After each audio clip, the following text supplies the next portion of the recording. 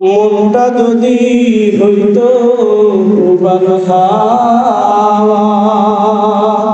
হইতো যদি শুভ্র কবুতর, মেঘের ডানায় পাঠিয়ে দিতাম আমি, মেঘের ডানায় পাঠিয়ে দিতাম মদিনার পথে, যেথায় আমার প্রিয় হাবিব ঘুমায় নিরন্তর, যেথায় আমার প্রিয় রাসূল ঘুমায় নিরন্তর। বদল গৌলা بجماله كشف الدجى بجماله